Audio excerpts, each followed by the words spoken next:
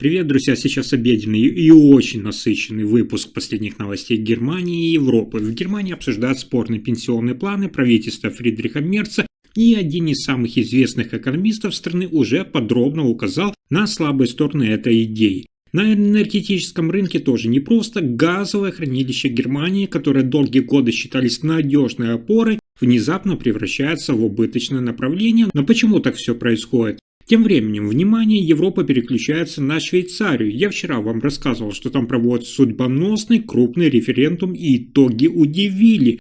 А в Испании тысячи людей вышли на улицы Мадрида, и это стало одним из самых заметных политических сигналов недели в Европе. И еще одна важная тема – это сравнение пенсионных систем Германии, Швеции и Нидерландов, которая заставила многих задуматься о будущем европейской модели социального обеспечения. А для Германии на фоне проведения реформ это очень важно. Обо всех этих последних событиях коротко расскажу буквально за несколько минут.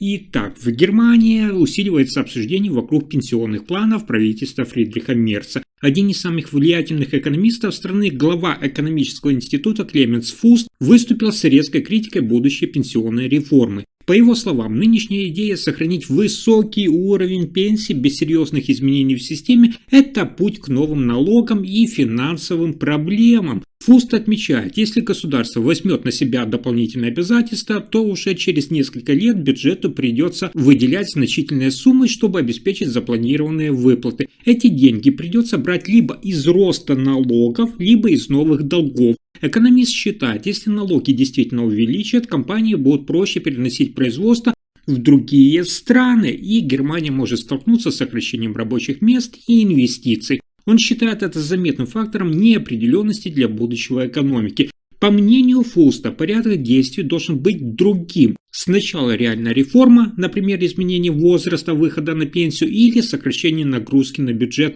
а уже потом любые повышения выплат. А тот вариант, который обсуждается сейчас, он описывает как рискованный и несбалансированный.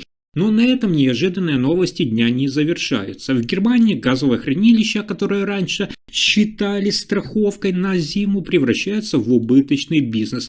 Причина в том, что рынок изменился. Теперь значительная часть газа приходит в страну не по трубам, как раньше, а через морские терминалы в виде сжиженного газа ЛНГ. Это значит, что поставщики могут закупать газ и сразу поставлять его потребителям без необходимости запасать про запас. Цена на газ также упала, это делает хранение дорогостоящим и малоэффективным. Затраты на содержание хранилищ и на хранение газа стали выше, чем выгода от перепродажи, особенно если сезон отопления мягкий. В результате крупные газовые компании отмечают, хранить большие запасы газа больше не выгодно, и прежняя модель теряет устойчивость. Для жителей это значит, что привычный запас на всякий случай ослабел, многие хранилища не наполняются. Впрочем, власти и отраслевые эксперты пока не выражают особых опасений, прямой угрозы отсутствия газа нет, поставки через терминалы и импорт остаются доступными. Но сама логика энергетической безопасности в Германии меняется. Прошлые гарантии, такие как запас, хранилище или на зиму, уступают место гибкой системе поставок.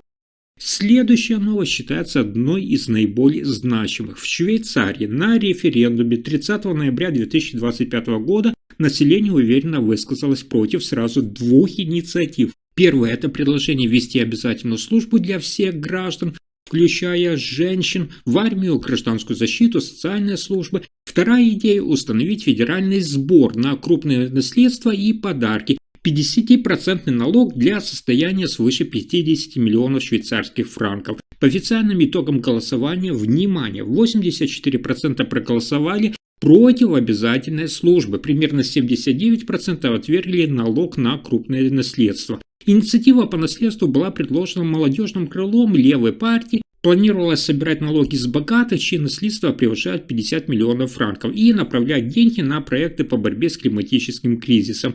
Критики, включая правительство и бизнес-сообщество, отмечали, налог может уменьшить привлекательность страны для состоятельных людей, сократить инвестиции и снизить доходы бюджета. Что касается обязательной службы, против выступили из-за потенциальных расходов, нагрузок на экономику и опасений, что десятки тысяч людей могли бы временно отходить от обычной работы. Таким образом, швейцарцы подтвердили, нынешняя система останется прежней, то есть с добровольной службой для женщин и без налога на сверхбогатых. Следующая новость связана с обсуждением политического курса в Европе. В Испании десятки тысяч людей вышли на улицы Мадрида с призывом обратить внимание на работу правительства Педро Санчеса. По данным полиции, на акцию у храма Дебот собралось около 40 тысяч человек. Организаторы говорят до 80 тысяч. Протест поддержали крупнейшие оппозиционные силы, Народная партия и партия Vox. Причиной выступления стал новый виток обсуждения вокруг работы правительства. Обсуждается задержание бывшего министра транспорта Хосе Луиса Абалоса и его советника. Дело связано с подозрительными закупками защитных масок в период пандемии. Эта история усилила внимание кабинету Санчеса и стала причиной проведения массового митинга. Лидер Народной партии Альберто Нуньес Фейхоу заявил, что доверие к правительству снизилось и стране необходимы шаги для укрепления стабильности.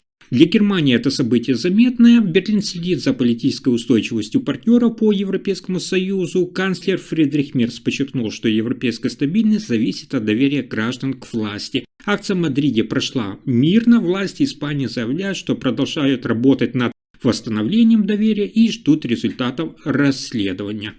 И это только начало. В Европе эксперты обсудили устойчивость пенсионной системы Германии, Швеции и Нидерландов.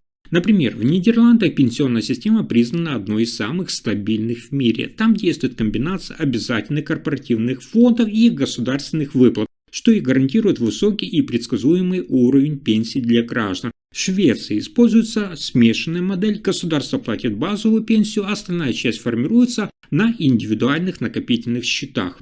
Эта система позволяет людям получать дополнительные выплаты в зависимости от сделанных накоплений, но их размер меньше, чем в Нидерландах. В Германии пенсии полностью зависят от системы солидарности. Работающие граждане платят взносы, из которых обеспечиваются выплаты нынешним пенсионерам. Однако демографическая ситуация сегодня такая, что растущее число пенсионеров при снижении числа работающих, которое создает серьезное давление на бюджет. Эксперты отмечают, без реформ система может не обеспечивать высокий уровень пенсии в будущем. Международный рейтинг Мерсер 2023 года подтвердил это сравнение. Нидерланды заняли первое место по устойчивости пенсий, Швеция получила среднюю оценку, а Германия оказалась на последнем месте среди 3 стран. Аналитики считают, что Германии нужны реформы, увеличение накоплений, сочетание государственных гарантий и личных фондов, чтобы пенсионная система оставалась надежной на долгие годы. На этом пока все. Вы слушали последние новости Германии. Если информация оказалась полезной, ставьте лайк, подписывайтесь на канал и делитесь видео. Спасибо за просмотр.